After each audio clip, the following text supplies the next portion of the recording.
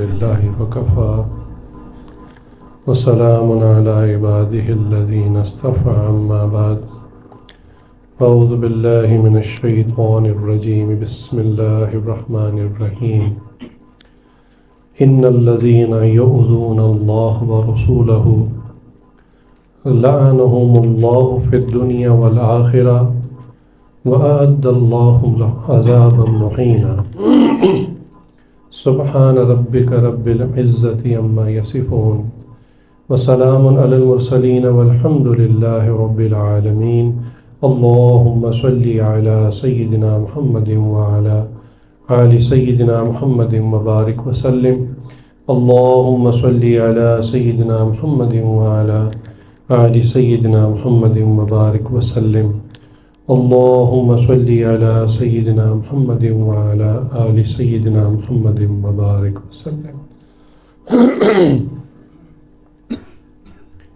نبی کریم صلی اللہ علیہ وآلہ وسلم کے ہم پر کیا حقوق آتے ہیں، یہ مضمون ہماری مختلف مجالس میں جاری ہے۔ 3 حقوق پہلے بیان کر دیے۔ آج کا جو حق ہے وہ ہے دفاع نبی کریم صلی اللہ علیہ وآلہ وسلم، یعنی حضور صلی اللہ علیہ وسلم کا دفاع کرنا۔ اس مضمون کو شروع کرنے سے پہلے اتنی بات سمجھ لیں کہ اللہ رب العزت نے قرآن کریم جو کہ آخری آسمانی کتاب ہے، اس کے اندر نبی کریم صلی اللہ علیہ وسلم کی مبارک زبان کے ذریعے عام مسلمانوں کے حقوق کا دفاع کیسے کیا ہے اور کتنا زیادہ کیا ہے، جس کو ہم شریعت کہتے ہیں یا شریعت کے قوانین کہتے ہیں، جس کو آج کے سادہ مسلمان بلکہ ماڈرن مسلمان نام لیتے ہوئے بھی ڈرتے ہیں کہ شریعت پتہ نہیں کون سا بوجھ ہے ہمارے اوپر، کون سی مصیبت ہے ہمارے اوپر، شریعت کی پابندی۔ یقین جانیے کہ شریعت کے قوانین تو ہم انسانوں کی حفاظت کے لیے، ان قوانین کے ذریعے ہمارے حقوق کا دفاع ہوتا ہے۔ بطور مثال میں آپ کو عرض کرتا ہوں کہ لوگوں کی جان کو محفوظ کیا گیا قصاص کے قانون کے ذریعے۔ ہم نہ تصویر کا ایک رخ دیکھتے ہیں، جی فلاں بندے کو بڑی بے دردی سے چوک میں کھڑا کر کے جو ہے وہ سر قلم کر دیا گیا۔ افسوس کے ساتھ کہنا پڑتا ہے کہ اسلامی سزائیں دنیا میں کہیں بھی نہیں ہیں۔ سعودی عرب کے اندر کبھی کبھی سزا وہ دیتے ہیں، وہ بھی اب آہستہ آہستہ ماڈرن ہوتے جا رہے ہیں، ترقی یافتہ ممالک میں شامل ہوتے جا رہے ہیں۔ تو ترقی یافتہ ممالک میں شامل ہونے کی شرائط میں سے ایک شرط ہے، یاد رکھیے گا، یہ انٹرنیشنل لاء ہے کہ آپ اپنے ملک سے سزائے موت کو ختم کریں۔ حیرت کی بات، اگینسٹ دا لاجک، یعنی عقل کے بھی خلاف ہے۔ وہ کہتے ہیں ٹھیک ہے، ایک بندے نے دوسرے بندے کو مار دیا، اب اس کو مارنے کی ضرورت نہیں، اس کو آپ جیل میں رکھیں، جیلوں کو بڑھائیں، بڑی بڑی جیلیں بن رہی ہیں اور وہ مجرموں کو جیلوں میں رکھتے ہیں، زندگیاں وہیں ختم ہو جاتی ہیں، اس سے تو بہتر ہے اس کو قتل کر دیں۔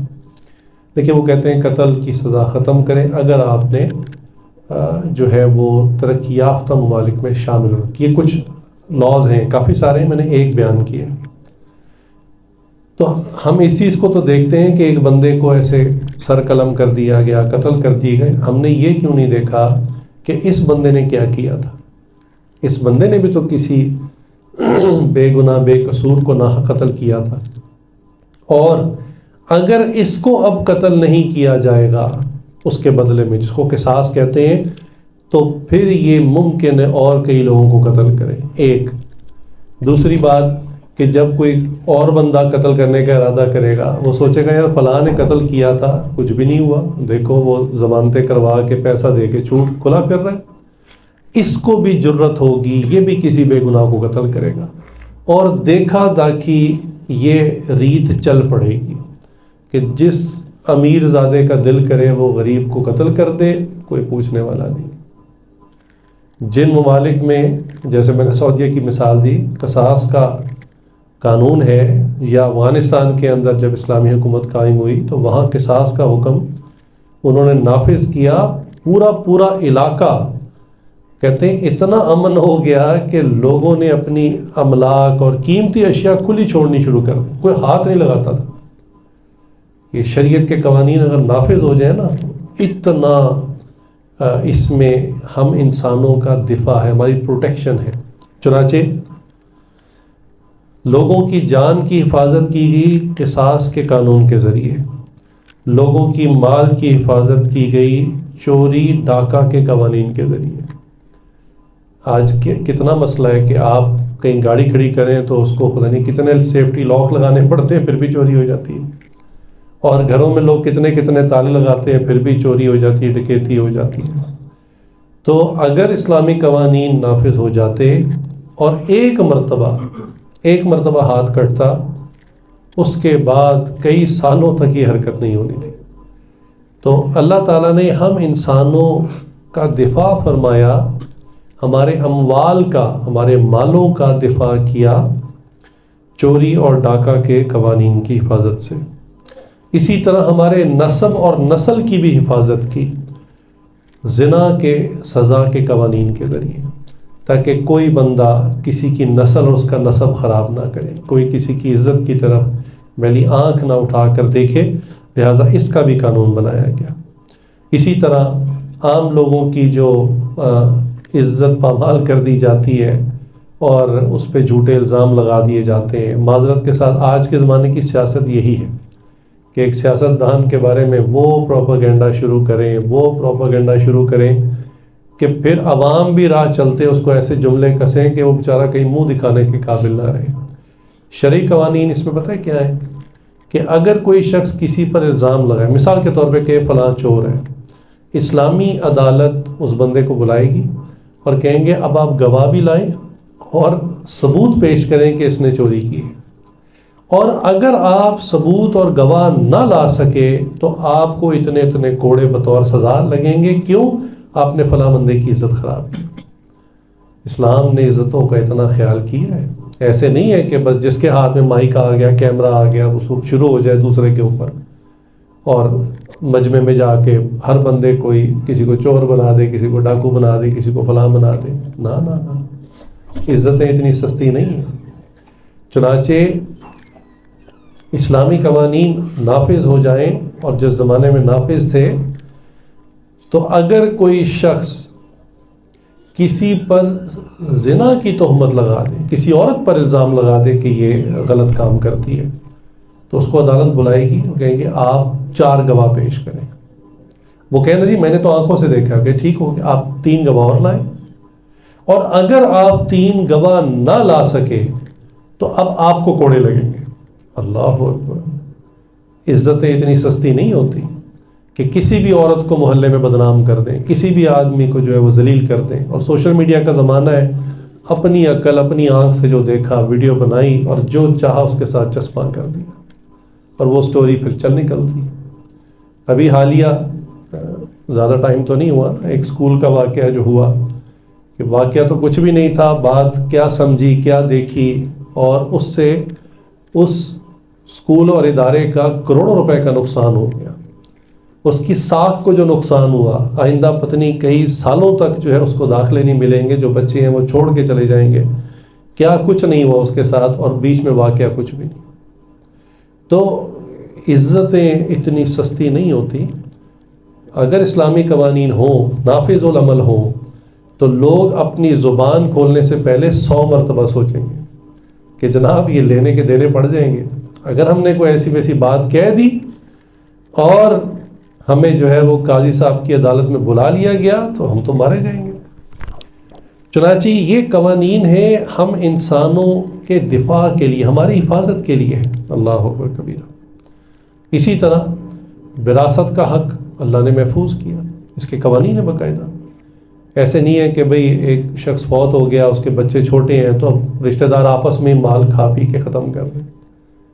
شرعی قوانین موجود ہوں اور امپلیمنٹڈ ہوں. بات یہ ہوتا تو ایسے ہی ہے کہ رشتہ دار کھا جاتے ہیں، لیکن اگر امپلیمنٹڈ ہو تو سوال ہی پیدا نہیں ہو سکتا کہ کوئی کسی کا شرعی حق مار سکے وراثت کا. بہنوں کا حق مار لیا جاتا ہے، سب سے بڑا بھائی ساری جائیداد پہ قابض ہوتا ہے، یا والدہ خود ہی ساری جائیداد پہ قابض ہو جاتی ہے. اللہ اکبر. اس زمانے میں ایسے عجیب کیسز ہیں. یعنی ماں جس کی فضیلت عظمت اتنی زیادہ ہم نے سنی، اور یہاں تک کہ اللہ نے بھی اگر اپنی محبت کی مثال دی تو ماں کی محبت سے دی. تو ماں نے ساری جائیداد پر قبضہ کر لیا. بچے پہلے جوان ہو گئے تو چلو پہلے تو کہا چھوٹے ہو تمہیں سمجھ نہیں ہے، اب کہا ماں بڑے ہو گئے ہمیں حصہ دے دیں، کہا نہیں ابھی بھی تمہیں سمجھ نہیں ہے. پھر ان کی شادیاں ہو گئی، ان کے آگے بچے ہو گئے، کہا ابھی بھی سمجھ نہیں ہے. بچے خود بھی بوڑھے ہو گئے، لیکن وہ ماں وہ تمام جائیداد پر قابض ہے، وہ چھوڑنے کو تیار نہیں ہے. تو شرعی قوانین ہمارا دفاع کرتے ہیں. اب سوچنے کی بات یہ ہے، یہ آج کا مضمون نہیں ہے تو سٹارٹ ہے، کہ سوچنے کی بات ہے کہ عام انسانوں کے، عام مسلمانوں کے اگر حقوق اس طرح سے محفوظ کیے گئے، ان کا دفاع کا ایک سسٹم بنایا گیا ہے، تو کیا نبی پاک صلی اللہ علیہ وسلم کی عظمت کا اور ان کی عزت کا کوئی نظام نہیں ہے، ان کا دفاع کا کوئی سسٹم نہیں ہے؟ کہ آج کے کافر جس کا دل کرے وہ اپنی زبان کھولے، کوئی نعوذ باللہ آسم کے کارٹون بنائے، اور وہ ہم نے تو اللہ کا شکر ہے وہ کارٹون دیکھے نہیں اور نہ ہم اس کو بیان کرتے، بس اتنا سنا ہے کارٹون ہے.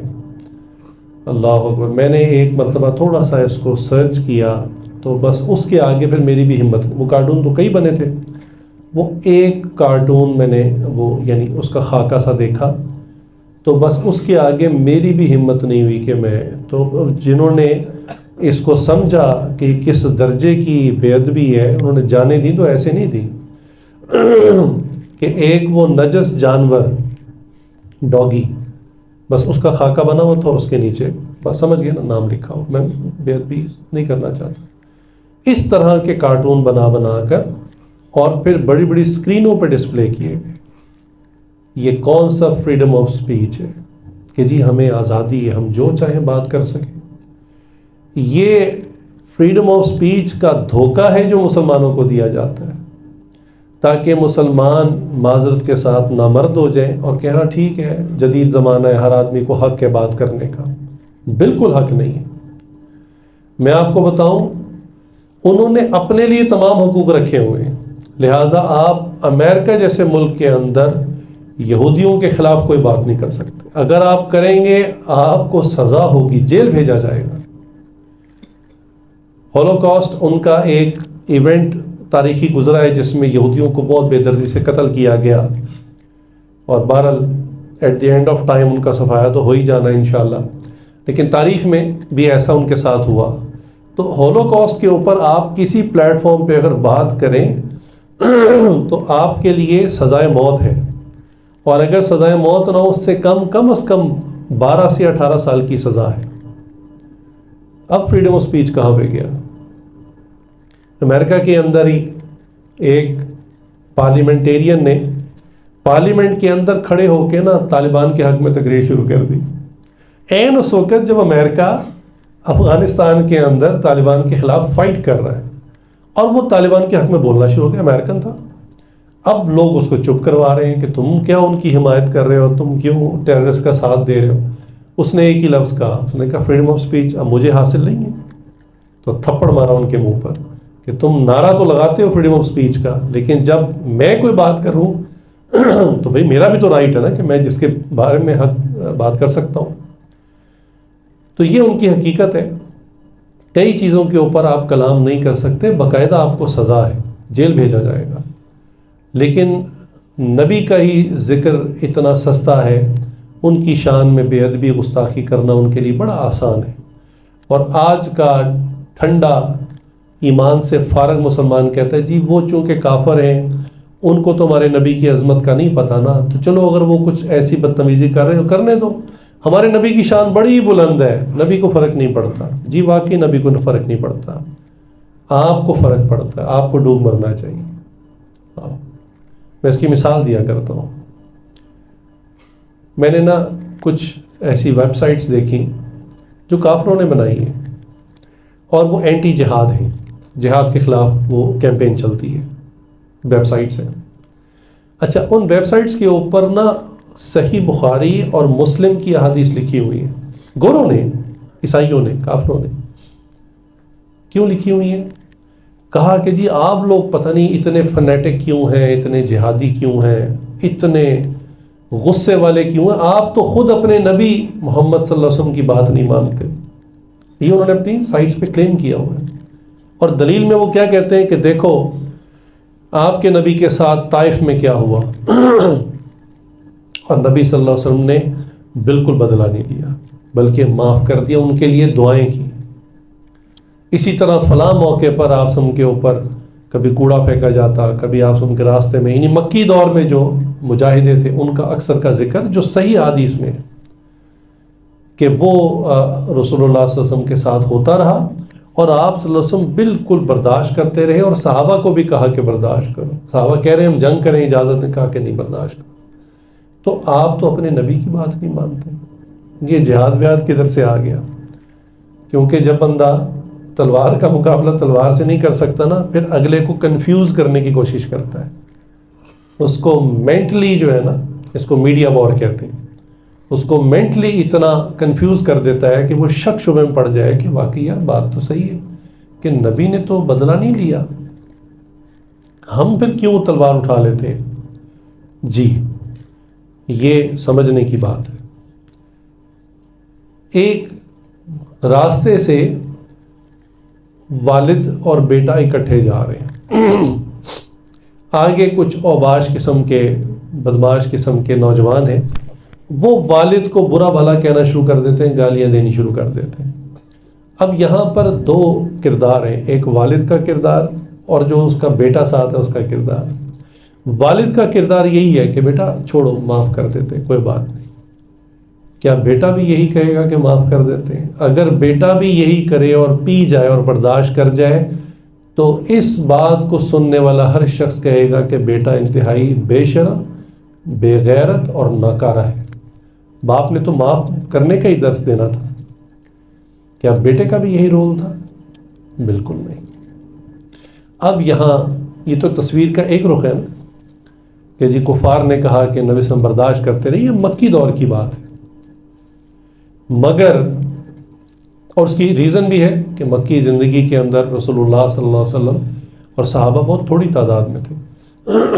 ہر کام کا نا ایک وقت ہوتا ہے، ایک ٹائم ہوتا ہے، اور ہر چیز اپنے وقت پہ ہی اچھی لگتی ہے اور اپنے وقت پر کرنے سے ہی درست طریقے سے ادا ہوتی ہے. لیکن جب ہجرت فرما لی، مدینہ شریف چلے گئے، مسلمانوں کی تعداد بڑھ گئی، تو کیا پھر بھی آپ صلی اللہ علیہ وسلم صبر کا ہی درس دیتے رہے؟ اس کے بعد غزوات کا سلسلہ شروع ہوتا ہے، اور ایک دو نہیں، مسلسل کئی غزوات. غزوہ کہتے ہیں اس کو جس میں نبی صلی اللہ علیہ وسلم نے خود شرکت فرمائی. آج کے بعض میٹھے میٹھے مسلمان کہتے ہیں حضور صلی اللہ علیہ وسلم نے زندگی میں کبھی اپنی تلوار سے کسی کافر کو نہیں مارا. میں نے کہا سبحان اللہ، قربان جائے آپ کی سادگی پہ اور آپ کی لا علمی سے. آپ کو پتہ نہیں صرف حلوے والی حدیث ہی معلوم ہے. خیر حدیث تو حلوے کی کوئی نہیں، لیکن میں نے کہا صرف میٹھا میٹھا کھانا پینا ہی آپ کو یاد ہے، آپ نے سیرت کا مطالعہ ہی نہیں کیا. جی ہمارے نبی رحمت للعالمین تھے، وہ کیسے کسی کو مار سکتے تھے؟ اچھا اس پہ احادیث تو بھری ہوئی ہیں، آپ کتابیں خود پڑھ سکتے ہیں. آپ اتنی بات بتائیں عقلی طور پہ رسول اللہ صلی اللہ علیہ وسلم جس جنگ میں خود شامل ہو رہے ہیں اور زرہ پہنی ہے، تلوار پکڑی ہے، اپنی اونٹنی پر سوار ہوئے ہیں اور جہاد میں شرکت کر رہے ہیں، آپ کا کیا خیال ہے رسول اللہ صلی اللہ علیہ وسلم عین موقع پہ جب لڑائی شروع تو وہاں سے غائب ہو گئے تھے؟ یا کفار کو جا کے واعظ نصیحت شروع کر دی تھی کہ کافر تلواریں چلا رہے تھے اور آپ سے وہاں پہ بیان کر رہے تھے، واعظ کر رہے تھے؟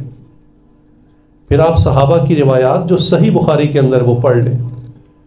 صحابہ فرماتے ہیں کہ ہم میں تلوار چلانے میں سب سے زیادہ تیز رسول اللہ صلی اللہ علیہ وسلم، ان سے زیادہ تیز تلوار ہم میں سے کوئی نہیں چلا سکتا. اور ظاہر سی بات ہے ایک عام نبی کے اندر 40 مردوں کی طاقت ہوتی ہے. خود رسول اللہ صلی اللہ علیہ وسلم جو انبیاء کے سردار ہیں فرماتے ہیں ہم کئی مرتبہ کوشش کرتے تھے کہ آپ سب کے ساتھ ہم یعنی شرکت کر سکیں. ایک چیز ہوتی ہے اس کو کہتے ہیں چارج کرنا. تو جب چارج کیا جاتا ہے نا تو کفار کا جتھا سامنے ہوتا. بات ہے حضور صلی اللہ علیہ وسلم جب تلوار لے کر چارج کرتے تھے نا تو کافروں کو کاٹتے ہوئے پورا جتھا ان کا اڑاتے ہوئے آگے نکل جاتے تھے. اور ہم کوشش کرتے حضور کے ساتھ ہم ان کو کیچ اپ کر لیں, ان کے ساتھ پکڑ لیں, ہم نہیں پکڑ پاتے تھے. اللہ اکبر کبیرہ. تو آپ کی سادگی اور لا علمی پہ قربان جائیں کہ آپ نے سیرت کا صرف وہی میٹھا میٹھا پہلو ہی پڑھا ہے, پوری سیرت کا مطالعہ نہیں کیا. اسی لیے نبی صلی اللہ علیہ وسلم کا یہ حق ہے ان کا دفاع کیا جائے ہم مسلمانوں پر. ہم حضور کا دفاع نہ کر سکے تو ہمیں مر ہی جانا چاہیے. اور 100 کافر بھی سامنے کھڑا ہو اور آپ اکیلے ہوں اور حضور کی شان میں گستاخی کر رہے ہوں, آپ مر جائیں, کیا ہو جائے گا بھئی؟ ایمان والا جب مرے گا, مرنا تو ہے ہی نا, تو مرے گا تو کہاں جائے گا؟ جنت میں جائے گا. اور بغیرت مرے گا تو کہاں جائے گا؟ جہنم میں جائے گا. بغیرت مرنے سے اچھا ہے بندہ غیرت کے ساتھ مرے.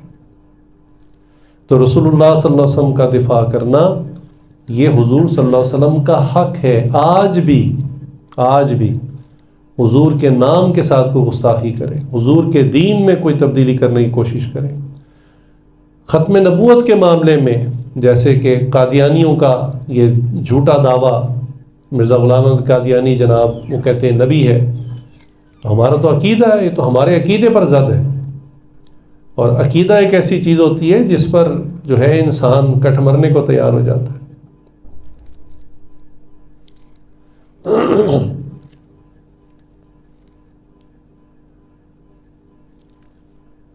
امریکنس کی یہ اسٹیٹمنٹ ہے, انہوں نے کئی جنگیں کی تو ان سے پوچھا گیا کہ یہ جنگ کس لیے ہو رہی ہے, تو ان کی اسٹیٹمنٹ بڑی عجیب تھی, میں نے ایک جگہ پڑھی. تو انہوں نے کہا کہ we are protecting the way of American peoples live, کہ جس طریقے سے وہ لوگ زندگی گزارتے ہیں نا امریکنز, ہم اس لائف سٹائل کو پروٹیکٹ کر رہے ہیں. اللہ, ملکوں کے ملک تباہ کر دیے, پیچھے ریزن یہ دی جا رہی ہے. یعنی ان کے بھی کچھ عقیدے ہیں نا, تو لوگ قومیں اپنے عقائد کے پیچھے چاہے وہ غلط ہی ہوں دوسرے ملکوں سے جنگیں کرنے کو تیار ہو جاتے. ہمارا یہ عقیدہ ہے کہ رسول اللہ صلی اللہ علیہ وسلم آخری نبی ہیں, اب نبوت کسی کو عطا نہیں کی جائے گی. اس پر میں نے کئی دفعہ بات کی کہ نبوت عطا نہ کرنے کا مطلب ہے کہ عیسیٰ علیہ السلام پہلے سے نبی ہیں, ان کو کوئی نئی نبوت تو نہیں ملے گی نا.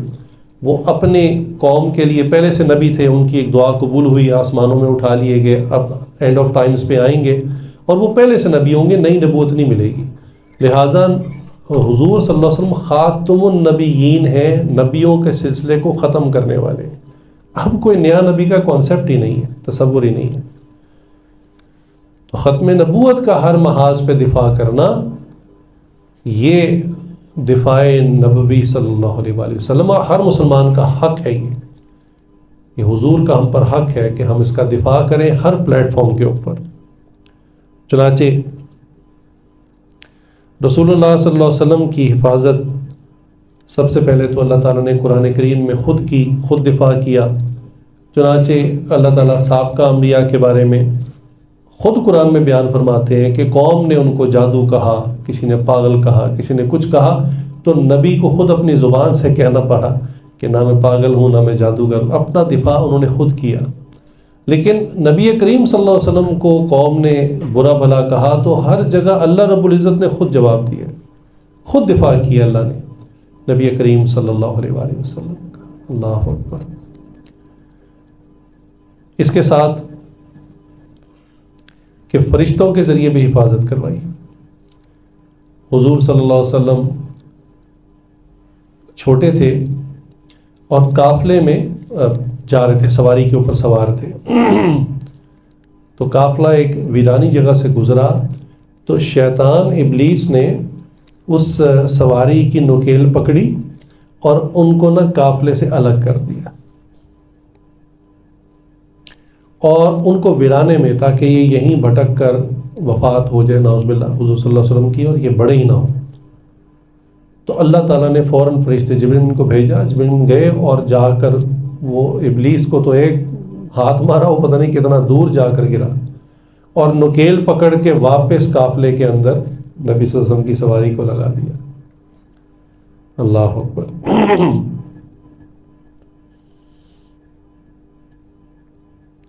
جب سورہ لہب نازل ہوئی تو ابو لہب جو تھا اس کی بیوی دونوں ہی بڑے غصے میں آ گئے کہ جی انہوں نے، وہ تو قرآن کی صورت یا آیتوں کہتے تھے اشعار کہیں، کہتے ہمارے خلاف اشعار کہیں، ہماری بے عزتی کی گئی ہے۔ تو ابو لہب بھی بڑے غصے میں تھا اور اس کی بیوی ام جمیل بھی بڑے غصے میں تھی۔ تو ام جمیل نا غصے میں گئی حضور صلی اللہ علیہ وسلم کو تلاش کرتے ہوئے کہ میں جا کر نا ان کو جو بھی نقصان پہنچا سکتی ہوں وہ پہنچاتی۔ عورت تھی بڑی ڈیش قسم کی۔ تو یہ گئی تو حضور صلی اللہ علیہ وسلم اس وقت کھڑے تھے ایک جگہ پر، ابو بکر رضی اللہ عنہ ساتھ کھڑے تھے۔ تو ابو بکر صدیق رضی اللہ عنہ نے دیکھ لیا، انہوں نے کہا یا رسول اللہ ام جمیل آ رہی ہے، مطلب ہے کہ ابھی آپ کو نقصان دے گی۔ حضور صلی اللہ علیہ وسلم نے فرمایا کہ یہ مجھے کوئی نقصان نہیں دے سکی۔ آپ سب بالکل اطمینان سے کھڑے رہے۔ اچھا ابو صلی اللہ علیہ کو فکر ہوئی کہ یہ آئے گی، عورت ذات ہے، اب کچھ بھی کر سکتی ہے۔ تو جیسے ہی وہ قریب آئی تو واقعی اس کو نا نبی صلی اللہ علیہ وسلم نظر ہی نہیں آ رہے تھے۔ تو ابو بکر صلی اللہ علیہ سے کہتی ہے کہ تمہارے دوست نے ہمارے خلاف جو ہے وہ اس طرح کے اشعار برے برے کہے ہیں۔ تو ابو بکر صلی اللہ علیہ تو صدیق ہیں، جھوٹ تو بولتے نہیں تھے۔ انہوں نے کہا کہ نہیں، میں اللہ کی قسم کھا کے کہتا ہوں کہ حضور صلی اللہ علیہ وسلم کسی کے بارے میں کوئی برے اشعار نہیں کہتے۔ اب یہ زو مانی بات تھی، ڈبل میننگ میں تھی۔ تو کہنے لگی ہاں تم ٹھیک کہہ رہے ہو، تمہاری بات میں وزن ہے۔ یہ کہہ کے وہ چلی گئی۔ اب صدیق اکبر رضی اللہ عنہ پریشان کہ میرے ساتھ حضور کھڑے ہوئے ہیں، اس کو حضور نظر ہی نہیں آ رہے۔ تو حضور صلی اللہ علیہ وسلم نے فرمایا کہ اللہ نے ایک فرشتے کو بھیج دیا تھا جو میرے اور اس کے درمیان میں حائل ہو گیا تھا، جس کی وجہ سے میں اس کو نظر ہی نہیں آ رہا تھا۔ اللہ، تو اللہ تعالیٰ نے فرشتوں کے ذریعے آپ صلی اللہ علیہ وسلم کی کئی موقعوں کے اوپر جو ہے وہ حفاظت فرمائی۔ ایک مرتبہ ابو جہل جو ہے وہ اس نے حضرت ابو ہریرہ صلی اللہ علیہ سے پوچھا کہ تمہارا جو دوست ہے وہ اب تک جو ہے اپنا سر مٹی میں ملاتا ہے، نعوذ باللہ، یعنی سجدے کا مذاق اڑایا، یعنی سر سجدے میں رکھتا ہے۔ تو ابو ہریرہ نے کہا کہ ہاں ابھی بھی حضور سجدہ کرتے ہیں۔ اس نے لات اور عزا جو اس زمانے کے سب سے بڑے بت تھے ان کی قسم کھا کے کہا کہ اب اس نے اگر میرے سامنے اپنا سر زمین میں رکھا تو میں زمین میں اس کا سر کچل دوں گا، اور پاؤں سے بڑا برے بلے الفاظ کہے کہ میں یوں کر دوں گا، یوں کر دوں۔ کہنے لگے حضور صلی اللہ علیہ وسلم ایک جگہ نماز پڑھ رہے تھے اور یہ وہاں آیا اور غصے کے اندر نہ آگے بڑھا کہ حضور سجدے میں گئے ہوئے تھے، تو یہ آگے بڑھا کہ میں پیر سے آپ سن کے نعوذ باللہ مبارک سر کو کچلتا ہوں، اور جو اس نے ارادہ کیا تھا بڑے غصے سے آگے بڑھا اور ایک دم ڈر کے پیچھے ہٹا، اور ہاتھوں سے نا جیسے کوئی بندہ کسی چیز کو دھکیلتا ہے پیچھے کرنا پڑا، اور دوڑتا ہوا نکل گیا کسی طرح۔ تو اس سے پوچھا کہ تمہیں کیا ہوا؟ تو کہنے لگا کہ میں یہی ارادہ کر کے کہ میں ان کا سر کچل دوں گا آگے بڑھا، تو میں نے اچانک دیکھا کہ حضور اور میرے درمیان میں آگ کی خندق ہے، اور اس کے اندر عجیب مخلوق ہے پروں والی، اور وہ مجھے پکڑنے لگے تھے، وہ دبوچنے لگے تھے، تو میں بڑی مشکل سے جان چھڑا کر بھاگا۔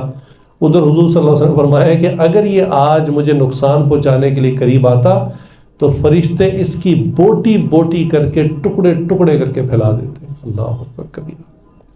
تو اللہ تعالیٰ نے کتنے موقعوں پر حضور صلی اللہ علیہ وسلم کا دفاع فرشتوں کے ذریعے کیا۔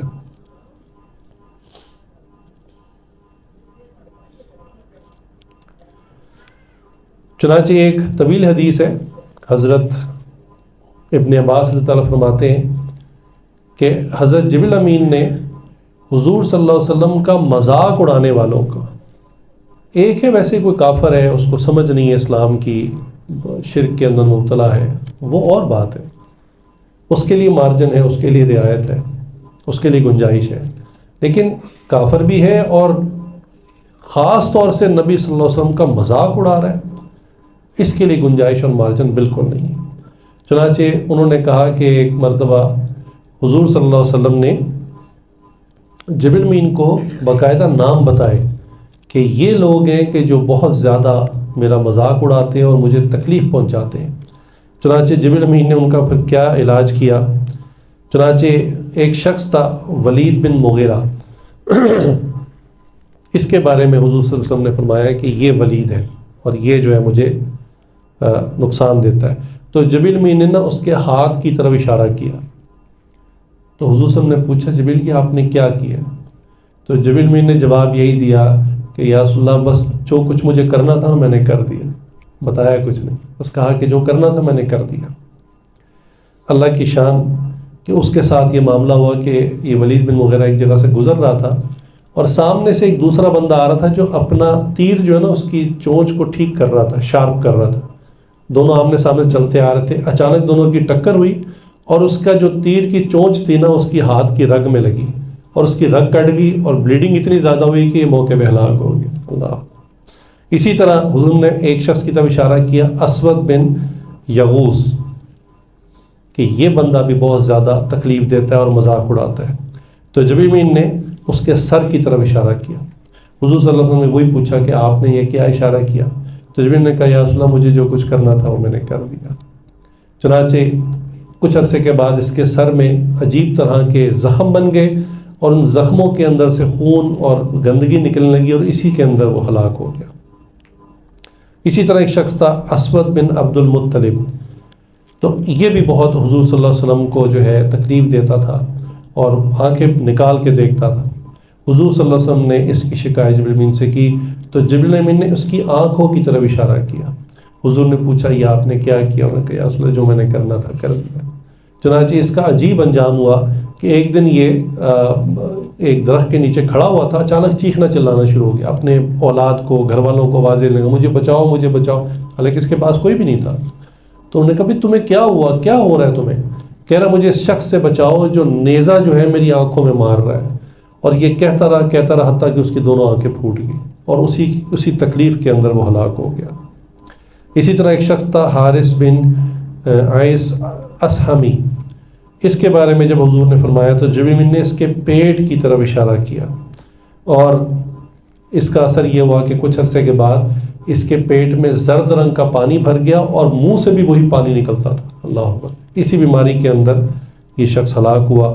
اسی طرح عاص بن وائل، یہ بہت بڑا دشمن تھا اور حضور صلی اللہ علیہ وسلم کو نقصان پہنچاتا تھا. تو جبریل امین نے اس کے پاؤں کی طرف اشارہ کیا. حضور نے پھر وہی پوچھا، انہوں نے وہی جواب دیا. چنانچہ یہ عاص بن وائل خچر پہ گدھے پہ بیٹھ کے طائف کی طرف گیا. طائف کا علاقہ نا بڑا سرسبز ہے جیسے ہمارے پہاڑی علاقے ہیں سوات وغیرہ. تو یہ وہاں پر گیا، اللہ کے حکم سے گدھا ایک خاص جگہ پر بیٹھا، وہاں گھاس تھی، وہ گھاس زہریلی ہوتی ہے. تو وہ وہاں بیٹھا تو اس کے پاؤں کے تلوے کے نیچے جو ہے نا وہ گھاس کا ایک وہ تنکا چبھ گیا اور اسی سے زہر اس کے پاؤں میں پھیلا اور اسی کے اندر یہ ہلاک ہو گیا. چنانچہ اللہ تعالیٰ کیا ارشاد فرماتے ہیں، جو آیت میں نے شروع میں پڑھی سورہ احزاب کی، ان الذین یؤذون اللہ ورسولہ لعنہم اللہ فی الدنیا والآخرہ، کہ بے شک جو ایذا دیتے ہیں، جو تکلیف دیتے ہیں اللہ کو اور اس کے رسول کو، یہ اللہ تعالیٰ کی حضور صلی اللہ علیہ وسلم سے محبت ہے، ورنہ اللہ کو کون تکلیف دے سکتا ہے. لیکن حضور کی تکلیف کو اللہ اپنی تکلیف فرما رہے ہیں. فرماتے ہیں بے شک جو ایذا دیتے ہیں اللہ اور اس کے رسول کو ان پر اللہ کی لعنت ہے دنیا میں اور آخرت میں، اور اللہ نے ان کے لیے ذلت کا عذاب تیار کر رکھا ہے. علماء نے اس کی تفسیر میں کہا کہ جو اللہ نے کہا نا ان کے لیے عذاب ہے دنیا اور آخرت میں، ان کا آخرت کا معاملہ تو ہو گئی، ان کو دنیا میں ضرور سزا ملے گی. دنیا میں گستاخ رسول کی سزا قتل ہے. اس آیت سے اور اسی طرح کی اور بھی آیات ہیں ان سے یہ انہوں نے مسئلہ ڈرائیو کیا ہے کہ اللہ نے فرمایا ان کے لیے ذلت ہے دنیا میں اور آخرت میں. فرمایا کہ یہ جو عذاب علیم کے الفاظ ہیں نا، اس کی یہ تعبیر ہے کہ ان کے لیے آخرت سے پہلے دنیا میں ذلت والی سزا اور اس کی مراد موت ہے، ان کو قتل کرنا لازم ہے. تو یہ قانون ٹھہرا کہ جو شخص نبی صلی اللہ علیہ وسلم کی شان میں گستاخی کرے اس کو قتل کیا جائے.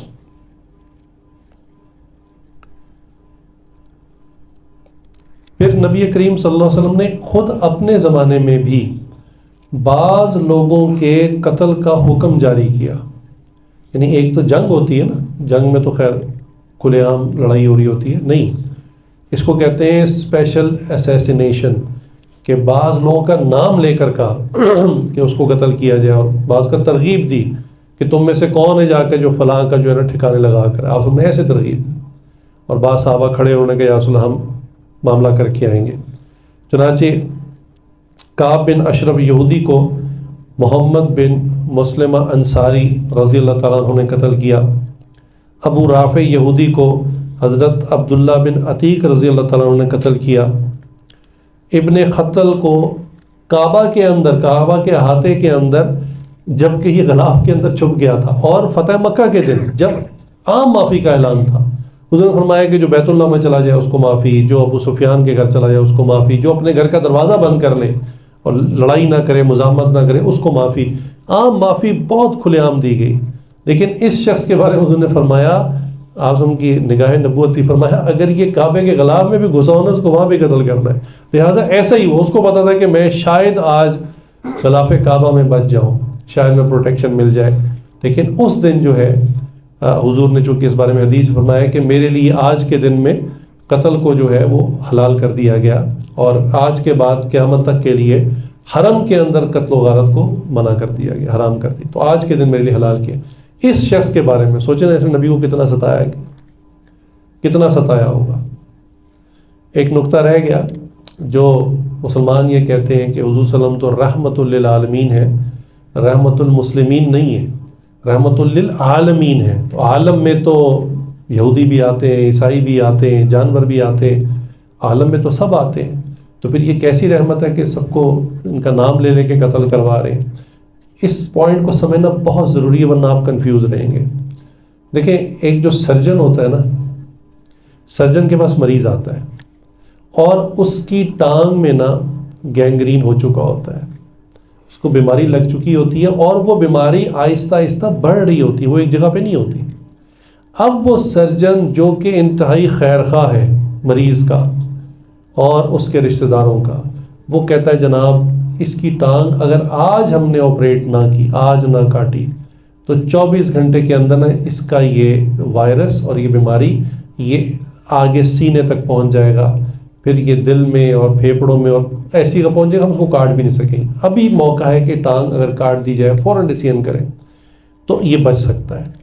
تو اب اس کے گھر والے پتہ کیا کہتے ہیں، ڈاکٹر صاحب بغیر تاخیر کیے فوراً کاٹ دیں.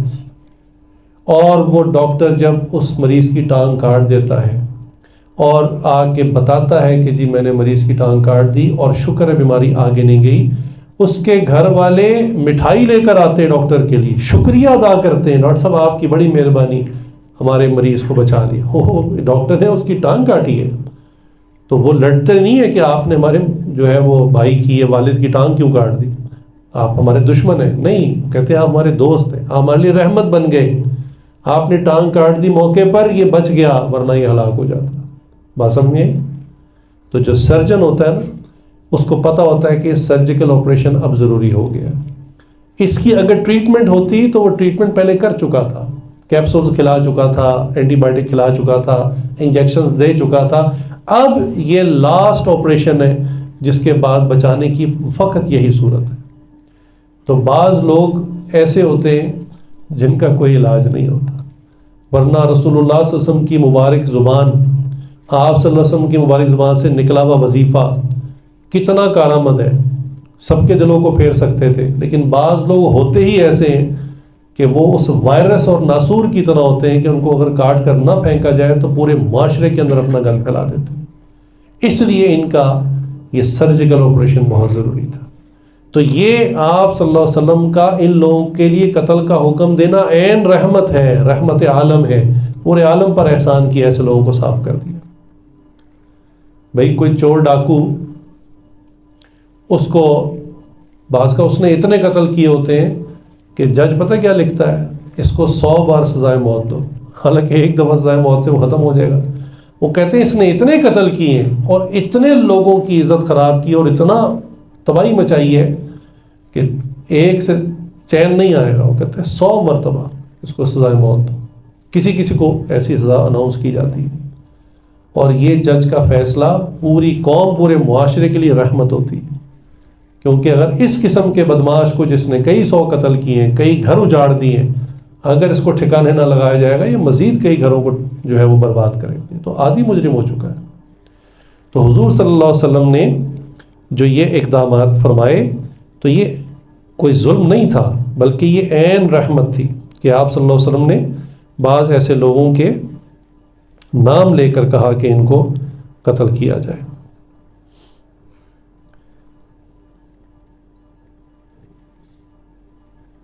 چنانچہ فتح مکہ کے دن، جس دن عام معافی تھی، گستاخ رسول کو اس دن بھی رعایت نہ ملی اور اس کو قتل کیا گیا۔ اسی طرح ایک عورت تھی اسما بنت مروان، یہ شاعرہ تھی اور حضور صلی اللہ علیہ وسلم کی شان کے خلاف گستاخانہ اشعار کہا کرتی تھی، اور اس کو کس نے قتل کیا؟ ایک نابینا صحابی نے، حضرت عمیر بن عدی رضی اللہ تعالیٰ عنہ۔ تو انہوں نے نظر مان لی، جب پتہ چلا نا کہ یہ اشعار کہتی ہے، حضور کی شان میں گستاخی کرتی ہے، انہوں نے نظر مان لی۔ یہ اس کے گھر گئے رات کے وقت، حالانکہ نابینا تھے، لیکن نابینا لوگوں کا بھی ایک سسٹم ہوتا ہے، اب پتہ نہیں اس کی آنکھیں چلی جاتی ہیں، پھر اس کا برین بہت شارپ ہو جاتا ہے اور وہ راستوں میں بھی چلتے ہیں اور ان کو آئیڈیا ہو جاتا ہے، کیلکولیشن بڑی ایڈوانس ہو جاتی ہے۔ تو یہ اس کے گھر پہنچے اور گھر جا کر اس کو قتل کیا۔ جب واپس آ کے نبی صلی اللہ علیہ وسلم کو بتایا تو آپ صلی اللہ علیہ وسلم اتنے خوش ہوئے اور صحابہ کو کہا کہ دیکھو اس شخص کو کہ جس نے اللہ اور رسول کی جو ہے وہ نصرت کی ہے، اللہ اکبر، ان کی مدد کی ہے۔ اور فرمایا آج کے بعد سے کوئی ان کو نابینا نہ کہے، یہ بصارت والا کہے ان کو، کہ حقیقت یہ آنکھیں حقیقی تھوڑی ہوتی ہیں، اصل تو دل کی آنکھ ہوتی ہے، کہ نابینا ہونے کے باوجود اتنا بڑا کام کر دیا۔ حضور صلی اللہ علیہ وسلم نے ان کے لیے بہت دعا کی۔ ابو جہل جو تھا اسلام کا سب سے بڑا دشمن، نبی وسلم کا سب سے بڑا دشمن، اس کو کس نے قتل کیا تھا؟ 2 چھوٹے بچوں نے، اور 2 چھوٹے بچے صحابی تھے، معاذ اور معوذ، انہوں نے قتل کیا۔ اور واقعہ بھی بڑا عجیب ہے کہ ایک بچہ آیا جو تھوڑا سا بڑا تھا، اس نے آ کے نہ کہا کہ یا رسول اللہ آپ جہاد پہ جا رہے ہیں، مجھے بھی اجازت دیں۔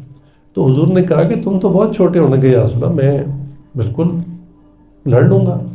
تو آپ صلی اللہ علیہ وسلم نے اس کا جذبہ دیکھا، شوق دیکھا، تو کہا ٹھیک ہے، جیسے بلوغت کے قریب تھا، ذرا بڑے قد کا لڑکا تھا، کہا ٹھیک ہے۔ تھوڑی دیر بعد اس سے بھی چھوٹا بچہ آیا اور اس نے کہا یا رسول اللہ مجھے اجازت دے دیں۔ کہا کہ تم تو بہت چھوٹے، یعنی اتنا چھوٹا تھا اس کی تلوار پیچھے زمین پہ لٹک رہی تھی۔ تو کہا کہ تم تو بہت چھوٹے ہو، تمہیں کیسے اجازت دوں؟ کہا یا رسول اللہ آپ نے اس لڑکے کو اجازت دی ہے نا؟ کہا ہاں وہ بڑا ہے، میں میرا اس سے مقابلہ کرا لیں، اگر میں جیت جاؤں تو مجھے بھی اجازت ہونی چاہیے۔ حضور صلی اللہ علیہ وسلم سمجھ گئے اور مسکرانے لگے، کہا بھی چلو ٹھیک ہے۔ لہٰذا دونوں کی کشتی کروائی۔ اب دونوں جب ہاتھوں میں ہاتھ ڈال کے آگے ہوئے نا، تو چھوٹے نے بڑے سے کہا تجھے اجازت ہو گئی ہے، گر جا، مجھے بھی ہو جائے گی۔ اب وہ ایسے ہاتھا پائی کر کے نا وہ بڑا گر گیا، چھوٹا سینے پہ بیٹھ گیا۔ حضور دیکھ رہے ہیں، سب سمجھ رہے ہیں اور مسکرا رہے ہیں، فرمایا اچھا چلو اس کو بھی اجازت ہے۔ اب ایک صحابی حضرت ابو ہریرہ رضی اللہ عنہ فرماتے ہیں کہ اس جنگ میں میں یعنی فوجوں میں آگے کھڑا تھا، اور ایک مجاہد کو ہمیشہ یہ ہوتا ہے کہ میں فرنٹ لائن تو سنبھال لوں گا، میرے دائیں بائیں سے پیچھے سے کوئی حملہ نہ کرے، تو دائیں اور بائیں میرے بڑے مضبوط لوگ ہونے چاہیے۔ تو کہنے لگے میں نے اپنے ذرا دائیں بائیں دیکھا تو یہ 2 ننھے مجھے نظر آئے۔ کہنے لگے میرے دل میں آیا کہ کاش کوئی زبردست مجاہد ہوتا اور ذرا مجھے بھی حوصلہ رہتا کہ اس سائڈ سے مجھ پہ اٹیک نہیں ہوگا۔ کہنے لگے میں بھی یہی سوچ رہا تھا کہ ان دونوں بچوں نے مجھ سے پوچھا کہ چچا آپ کو ابو جہل کی پہچان ہے؟ تو کہنے لگے میں نے کہا ہاں ہے، تمہیں اس سے کیا کام ہے؟ کہنے لگے ہم نے سنا ہے کہ وہ حضور صلی اللہ علیہ وسلم کی شان میں گستاخی کرتا ہے، اور آج ہم اس کو ٹھکانے لگائیں گے، یا ہم نہ رہیں گے یا وہ نہیں رہے گا۔ کہنے لگے میں نے ان کا جذبہ دیکھا تو میں نے کہا یہ بچے کتنے شوق سے آئے ہیں۔ کہنے لگے اتنی دیر میں نا مجھے ابو جہل وہ سامنے صفیں ٹھیک کرواتا ہوا نظر آیا، دشمن کی فوج۔ تو میں نے کہا بیٹا وہ ہے تمہارا جو ٹارگیٹ ہے نا، وہ یہ بندہ جو ہے نا جو گھوڑے پہ، یہ ہے ابو جہل۔ کہنے لگے کہ جیسی جنگ شروع ہوئی ان بچوں نے تو جیسے صرف ابو جہل کو نشانہ بنایا ہوا تھا۔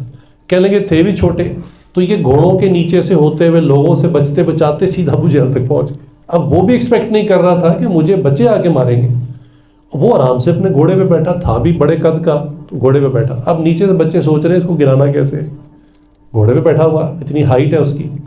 اب دونوں بچوں نے مشورہ کیا کہ ہم اس کے گھوڑے پہ حملہ کرتے ہیں، گھوڑا بتکے گا ہی نیچے گرے گا۔ چنانچہ انہوں نے نا گھوڑے کی نا ٹانگوں پہ تلواریں مارنی شروع کی۔ جب گھوڑے کی ٹانگوں پہ تلواریں مارنے سے گھوڑا واقعی بتکا اچھلا اور ابو جہل دھڑام سے نیچے گرا۔ جب نیچے گرا یہ دونوں اس کے اوپر چڑھ گئے، اس کو اتنی تلواریں ماری، اتنے خنجر مارے کہ وہ تقریباً نڈھال ہو گیا، اٹھنے کی پوزیشن میں نہیں رہا۔ پھر ایک دوسرے صحابی تھے آگے بڑھے، انہوں نے اس کی گردن کاٹ دی۔ تو یہ چھوٹے بچوں کا جذبہ تھا اسی طرح امیہ بن خلف، اس کو حضرت بلال رضی اللہ عنہ نے قتل کیا، اور ابو جہل کی جو بیوی تھی ام جمیل، اس کو ایک فرشتے نے گلا گھونٹ کے مارا۔ یہ لکڑیاں اکٹھی کرنے جاتی تھی تو گٹھر اٹھا کر جو ہے اس نے گردن میں رسی ڈالی ہوئی تھی، اور اس کا تذکرہ سورہ لہب کے اندر بھی ہے کہ اس کے گلے میں جو ایک بٹی ہوئی رسی ہوگی۔ تو دنیا میں بھی ایسی موت آئی، اور اصل حقیقت میں تو آخرت میں اس کے گلے میں لوہے کی رسی ہوگی، جہنم کی رسی۔ تو یہ بیٹھی کچھ دیر سانس لینے کے لیے پتھر پر، اور لکڑیوں کا گٹھر پیچھے اس نے ڈالا ہوا تھا، تو فرشتے نے وہی رسی اس کے گلے میں ڈال کے پیچھے کھینچ دی، تو اس کو وہیں پھانسی ہو گئی، اسی طرح ہی مر گئی۔ اسی طرح بشر منافق جو ہے، اس کو حضرت عمر فاروق رضی اللہ عنہ نے قتل کیا تھا، اور نصر بن حارث جو ہے اس کو حضرت علی کرم اللہ وجہ صحابی ہیں، انہوں نے قتل کیا۔ تو قصے تو بہت زیادہ ہیں، واقعات بہت زیادہ ہیں، لیکن میں اپنا موقف شاید سمجھا پایا ہوں کہ حضور صلی اللہ علیہ وسلم کا دفاع کرنا یہ ہر مسلمان کے اوپر فرض ہے، اور یہ حضور صلی اللہ علیہ وسلم کا ہم پر حق ہے۔ یہ نہیں ہے کہ ہم نے کلمہ تو نبی کا پڑھ لیا، اب نبی کی شان میں جو مرضی کوئی بکواس کرتا رہے، ہم کہیں یار ہمارا اس سے کیا تعلق ہے، ہم تو تسبیح پکڑ کے لا الہ الا اللہ پڑھ رہے ہیں، ہم تو ذکر کر رہے ہیں، یا ہم تو اپنے کاروبار بزنس میں مصروف ہیں، ہمیں کیا، وہ اپنا کہتا رہے، فریڈم آف سپیچ ہے، بولتا رہے جو مرضی، سوال ہی پیدا نہیں ہوتا۔ لہٰذا حضور صلی اللہ علیہ وسلم کی ناموس کی حفاظت کرنا، ختم نبوت کی حفاظت کرنا، ان کے دین کی حفاظت کرنا، ان کی سنتوں کی حفاظت کرنا، اور حضور صلی اللہ علیہ وسلم کے اہل بیت کی حفاظت کرنا، چونکہ آج بھی آپ ان کی بلڈ لائن چل رہی ہے، اور میں یہ جب بھی یعنی اہل بیت کا تذکرہ آتا ہے، بے اختیار میں کہہ دیتا ہوں کہ بھئی حضور صلی اللہ علیہ وسلم سے تعلق چاہتے ہو، ہر بندہ چاہتا ہے۔ تو ایک چیز تو ہر مسلمان کو پتہ ہے کہ درود شریف کی کثرت جو ہے یہ حضور سے قربت کا ذریعہ ہے۔ اس کے بعد جو چیز ہے نا، وہ اہل بیت کا خیال رکھنا۔ اس سے جتنی دعائیں حضور کی طرف سے ملتی ہیں، جتنی توجہ ملتی ہے، اور آخرت میں جو شفاعت ملے گی نا کہ انہوں نے میرے بچوں کا خیال رکھا تھا۔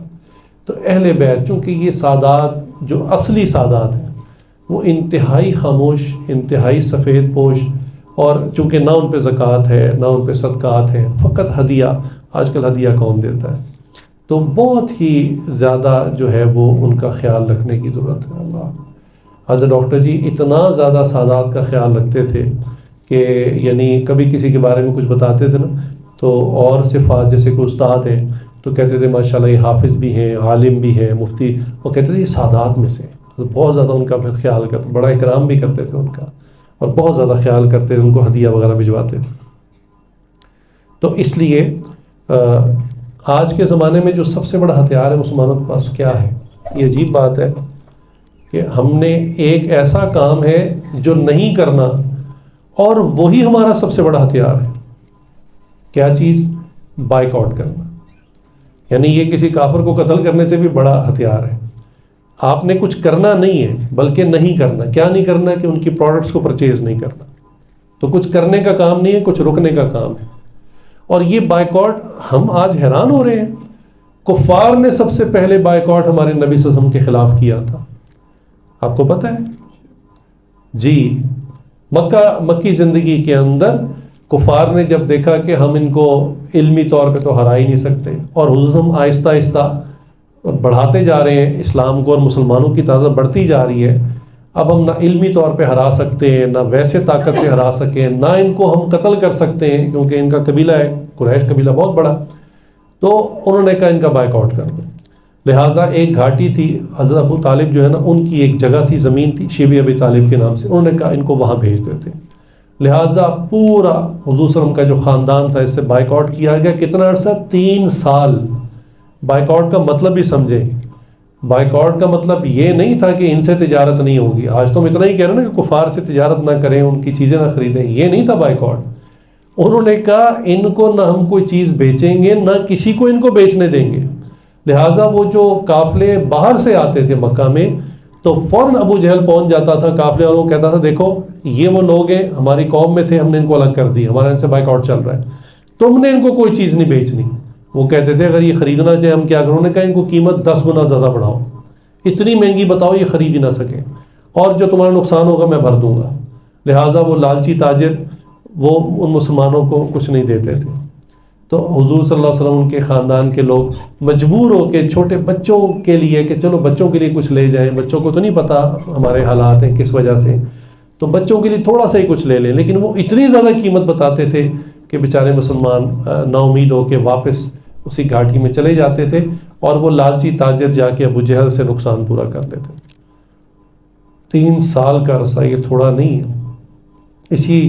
اسی عرصے میں حضرت ابو طالب جو ہیں وہ اسی ذوف کی وجہ سے بیمار ہو گئے، ان کی وفات ہوئی۔ حضرت خدیجہ الکبریٰ تعالیٰ بہت یعنی ناز کے اندر اور نعمتوں کے اندر پلی تھیں، اب عمر بھی زیادہ ہو چکی تھی، وہ بھی اسی 3 سال کے عرصے میں اتنی ضعیف ہو گئی کہ شیبہ ابی طالب کے جیسے ہی ختم ہوا 3 سال کے بعد ان کی وفات ہو گئی۔ اللہ، تو ابو طالب کی بھی وفات ہو گئی اور حضرت خدیجہ تعالیٰ کی بھی وفات ہو گئی۔ حضور صلی اللہ علیہ وسلم سے کسی نے پوچھا بعد میں کہ یا رسول اللہ آپ کی زندگی میں بڑی مشکلات آئی، بڑی تنگیاں آئیں، لیکن زندگی کی سب سے زیادہ تکلیف دہ کوئی واقعہ، کوئی بات آپ کو یاد ہو؟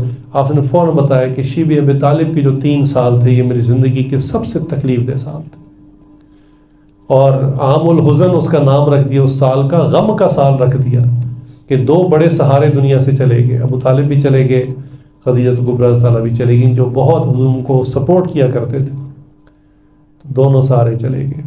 تو یہ بائیکاٹ تو کافروں نے کیا تھا ہمارے حضور کا اور ان کے خاندان کا، ہم نے کیا بائیکاٹ کرنا ہے؟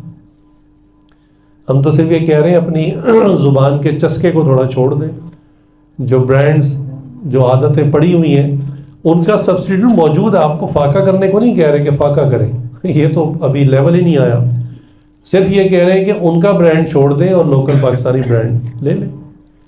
چیزوں سے تو کوئی منع نہیں کر رہا، کیا اتنا بھی ہم نہیں کر سکیں گے؟ اس پہ پھر وہی بات کہ میڈیا وار، کہ کفار نے مسلمانوں کو کنفیوز کیا ہوا ہے۔ آج کا مسلمان کہتا ہے یار میں اگر ان کی بوتل نہیں خریدوں گا تو کیا وہ ملک تباہ ہو جائے گا؟ لاجک سنیں ذرا، کہ میں اگر اسرائیلیوں کی، یہودیوں کی پیپسی کوک نہیں خریدتا تو کیا وہ ملک تباہ ہو جائے گا، بھوکے مر جائیں گے میری ایک بوتل نہ خریدنے سے؟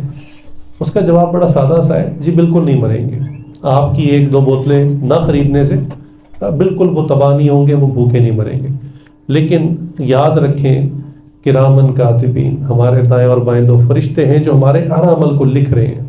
اللہ کی بارگاہ میں لکھا جائے گا کہ اس نے اللہ اور اس کے رسول کے دشمنوں کو سپورٹ نہیں کیا تھا۔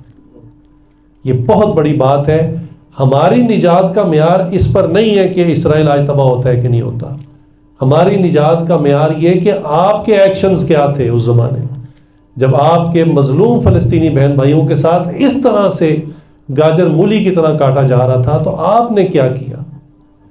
اب اس میں کرنے کے 3 کام ہیں نا، ایک تو یہ کہ اتنے مجاہد ہو کہ چلے جائیں پھر فلسطین جا کے جان دے دیں اپنی، کہیں جی میں آ گیا ہوں آپ کے ساتھ کھڑا ہوں، بم آئے گا آپ شہید ہوں گے میں بھی آپ کے ساتھ شہید ہوں گا، یہ تو بہت عظمت کی بات ہے، کون اس قابل ہے؟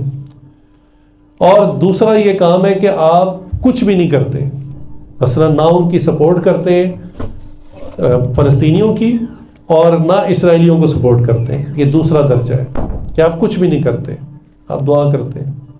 اور تیسرا درجہ فلسطینیوں کے ساتھ دشمنی ہے، اور وہ کیا کہ آپ فلسطینیوں کے دشمن اسرائیلیوں کو سپورٹ کرتے ہیں کہ یہ لو میرے پیسے، میں مہینے کا 15-20 ہزار کا سودا جو لیتا ہوں میرا حصہ بھی ڈالو، اس سے گولیاں خریدو، بم بناؤ، میزائل بناؤ اور میرے مسلمان بہن بھائیوں کو قتل کرو۔ یہ آخری درجہ ہے اور یہ دشمنی کا درجہ ہے۔ پہلا درجہ تو تھا آپ ان کو سپورٹ کرتے، اپنا پیسہ بھیجتے، خود چلے جاتے، چلو یہ نہیں کر سکتے تو کم از کم دوسرے درجے میں آ جاؤ کہ بھی نہ ان کی سپورٹ کرو نہ دشمنوں کو سپورٹ کرو، دعا کرو۔ اور تیسرا درجہ اپنے بہن بھائیوں کے ساتھ دشمنی ہے کہ ان کے دشمن کو آپ سٹرونگ کر رہے ہیں۔ آپ صرف ایک اندازہ کر لیں، چھوٹی سی کیلکولیشن ہے، زیادہ مشکل نہیں۔ ایک محلے میں اگر 100 گھر ہو بالفرض، اور ایک گھر میں ایوریج جو گھر کا سامان، جو کچن کا، باتھ روم کا، ٹوائلٹری اور جو چیزیں آتی ہیں بالفرض 15 سے 20 ہزار کا آتا ہے، چلو 10 ہزار کر لیتے ہیں۔ اب 100 گھروں کا اگر سودا 10 ہزار کا ہے، یہ صرف 100 گھروں کی بات کر رہا ہوں، ابھی تو پاکستان کی آبادی بہت بڑی ہے، تو اب اندازہ کریں کہ صرف 10 گھروں کا سودا اگر اسرائیلی پروڈکٹس کا ہوگا تو یہ کتنی بڑی اماؤنٹ بنتی ہے۔ اس کو پھر لاہور شہر پر لے جائیں، پھر پاکستان کے جو صوبے ہیں، پورا پنجاب صوبہ KPK کا پورا صوبہ، سندھ کا پورا صوبہ، بلوچستان کا پورا صوبہ، اسی طرح پوری دنیا کے اسلامی ممالک، ان کی یہاں جان نکلی ہوئی ہے بائیکاٹ کرنے سے. وہ اس پر مختلف اشتہار بنا رہے ہیں، مختلف باتیں میڈیا میں چلا رہے ہیں. وہ کہتے ہیں دیکھو جی پاکستان میں جو پیپسی میں کام کر رہے ہیں یہ تو آپ کے مسلمان بھائی ہیں، ان کی روزی پہ آپ کی اولاد مار رہے ہیں. ہم کہتے ہیں ان مسلمان بہن بھائیوں کو ڈوب کے مر جانا چاہیے. اچھا ہے آج یہ مر جائیں. کیوں یہ نوکری کر رہے ہیں اسرائیلیوں کی؟ کیوں نہیں انہوں نے استعفیٰ دے دیا؟ ان کی غیرت نہیں تھی، ان کے اندر ایمان نہیں تھا، ان کے اندر شرم مر گئی تھی. یعنی حد ہو گئی کہ آپ کو اچھی طرح پتا ہے کہ یہ ان کی کمپنی ہے، صرف اس لیے کہ آپ کو صرف 2-2.5 لاکھ روپے ملتے ہیں، آپ وہاں پہ ان کے نوکر بنے ہوئے ہیں. لعنت ہے آپ کے اوپر. میں نے آیت پڑھ دی ہے، لعنت ہے ان کے اوپر. ملٹی نیشنلز کے اندر جاب کر رہے ہیں، کیوں نہیں ریزائن کر کے، اور میں کہتا ہوں منہ پہ مار کے آتے مینیجر اور ڈائریکٹر کے کہ مجھے کوئی تکلیف نہیں ہے، بڑے بینیفٹس دیے میں، گاڑی دی ہوئی آپ نے، بہت اچھا پیکیج ہے، مجھے کہیں نہیں ملے گا، لیکن میں آپ پہ بھی لعنت بھیجتا ہوں، آپ کی کمپنی میں بھی لعنت بھیجتا ہوں، یہ میرا استعفیٰ پکڑو. میں صرف اس لیے اس کمپنی کو چھوڑ رہا ہوں، یہ یہودیوں کی کمپنی ہے. کیوں نہیں انہوں نے چھوڑا؟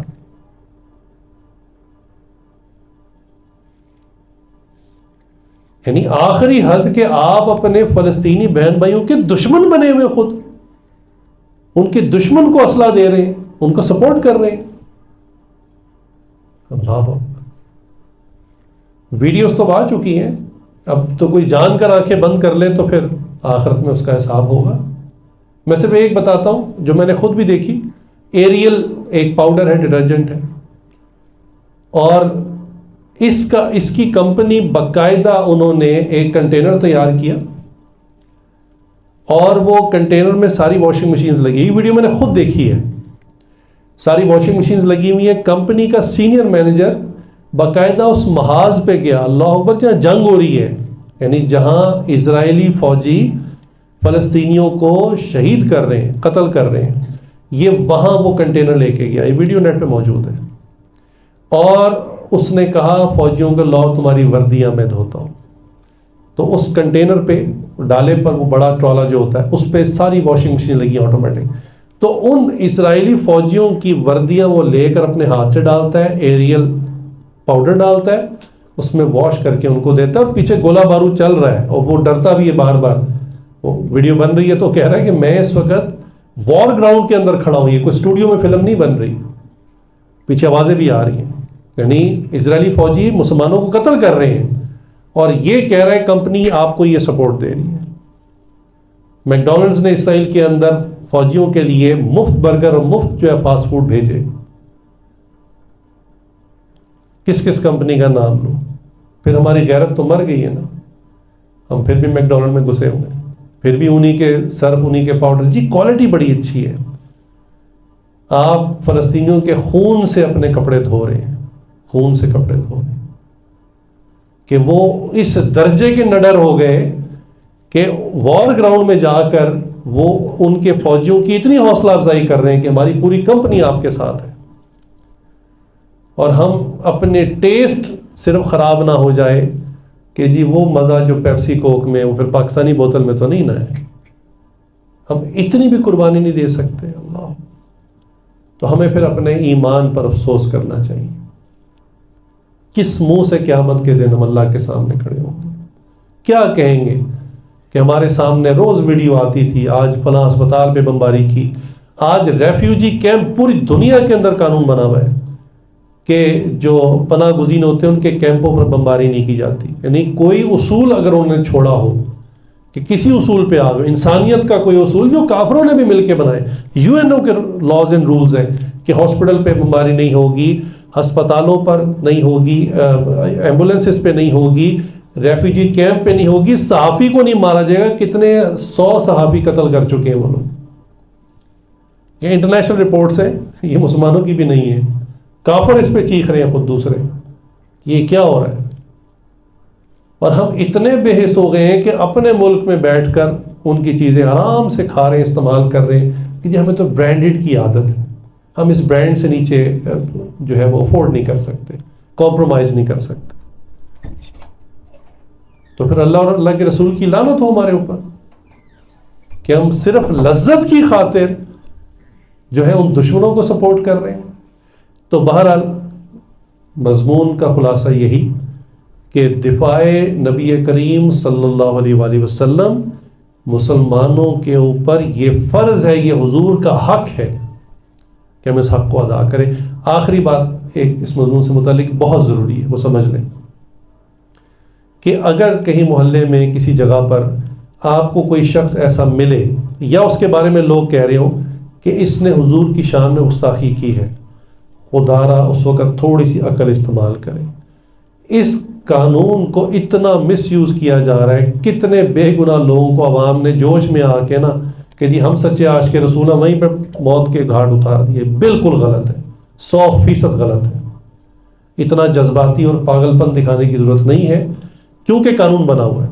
ہاں اگر ہم ایسے ملک میں رہتے کہ جہاں پر قانون نہ ہوتا، اس کا یعنی ناموس رسالت کا اگر لا نہ ہوتا اور ہمیں پتہ ہے کہ کافر اس کو پھر چھوڑ دیں گے تو وہ اور بات تھی.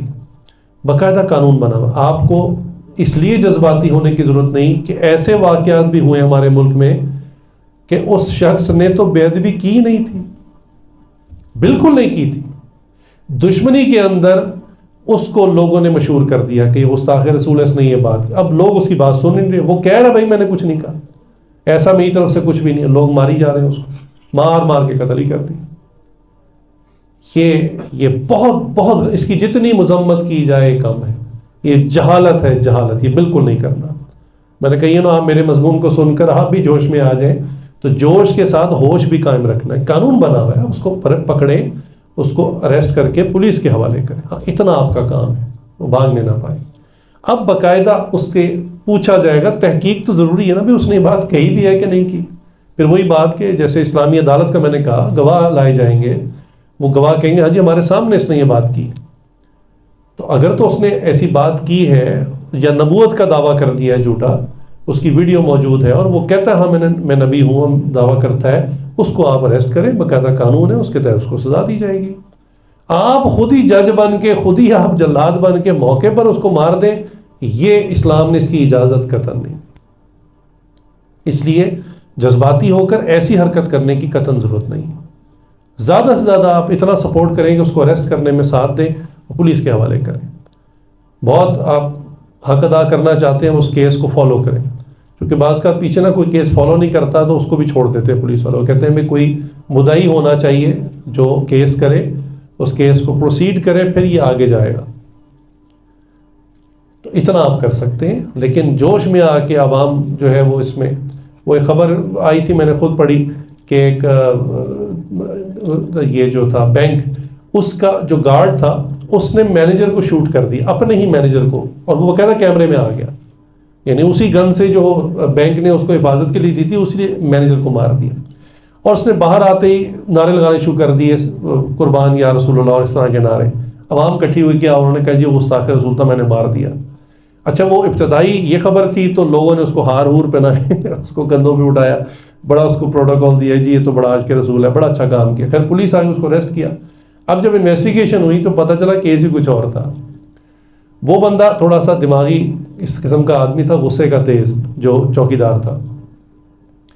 پتہ چلا کہ مینیجر کے یہ گارڈ کے 2 دن پہلے کوئی خاص مہمان آئے جو بینک آورز کے بعد آئے. بینک ختم ہو چکا تھا، ٹائم بند ہو چکا تھا، تو وہ اس کے خاص دوست تھے آئے، انہوں نے کوئی رقم نکلوانی تھی یا جمع کروانی تھی. تو اس نے گارڈ نے مینیجر سے کہا کہ یہ میرے تعلق والے، ان کو آنے دیں اندر. تو مینیجر صاحب نے کہا کہ جی بالکل ٹائم ختم ہو گیا، بالکل نہیں آئیں گے، سوال ہی پیدا نہیں ہوتا. اچھا وہ گارڈ کی بڑی شرمندگی ہوئی کہ میرے دیہات کے یا گاؤں کے لوگ تھے، میری عزت کہ انہوں نے کہا اتنی بھی تیری عزت نہیں، اتنا بھی تیرا وہ نہیں ہے کردار. تو وہ بڑا شرمندہ ہوا، لیکن اس کو غصہ تھا، اس نے دل میں رکھ لیا.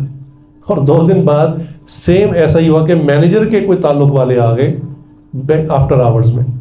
تو مینیجر نے کہا دروازہ کھولو، ان کو اندر آنے دو. اب وہ گارڈ اڑ گیا کہ جی یہ تو ٹائم ختم ہو گیا، اب تو میں تو نہیں کھولتا. اس پر ان کی آپس میں بحث ہوئی، زیادہ بحث بڑی. تو وہ غصہ تو اس کو پہلے سے ہی تھا گارڈ کو، اس نے گن لوڈ کی، وہ کیمرے کے سامنے اس نے مینیجر کو ٹھنڈا کر دیا اور جا کے باہر صدقے یا رسول اللہ اور نعرے لگانے شروع کر دی کہ شاید میں اس کی پروٹیکشن میں بچ جاؤں. لیکن چونکہ وہ سارا کیس انویسٹیگیٹ ہوا لہٰذا اس کو سزا ہوئی. اس لیے تحقیق کرنا ضروری ہے، یہ بہت ضروری ہے.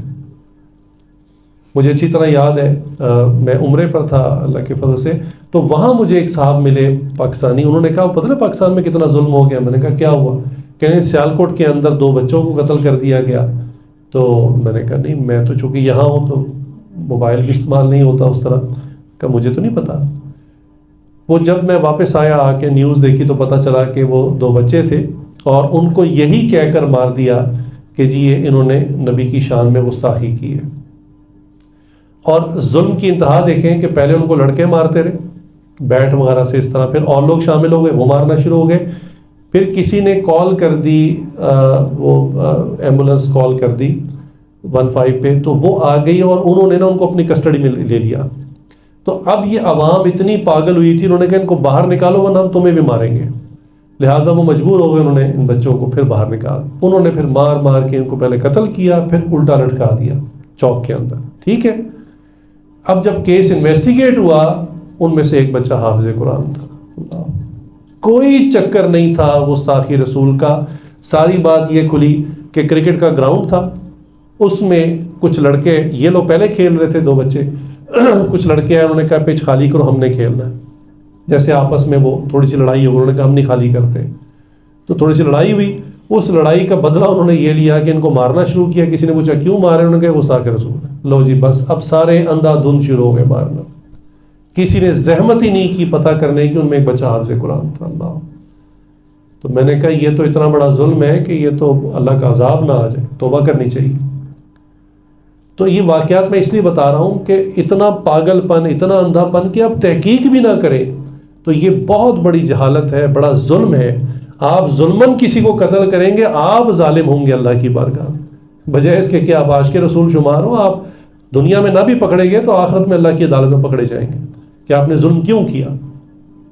تو اس لیے کسی پر جھوٹا الزام، بہتان لگانا یا کسی پر الزام لگا اس کی تحقیق نہ کرنا، یہ سب غلط ہے۔ لہٰذا ہوش سے کام لینا چاہیے۔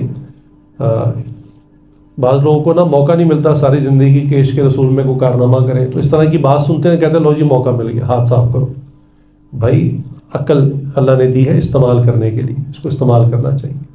بالکل اس طرح کے جتھے میں شامل نہ ہو، بغیر سنے ہوئے، بغیر تحقیق کے، بغیر کسی بات کی حقیقت کو جانے ہوئے قطعاً اس میں شامل نہ ہو۔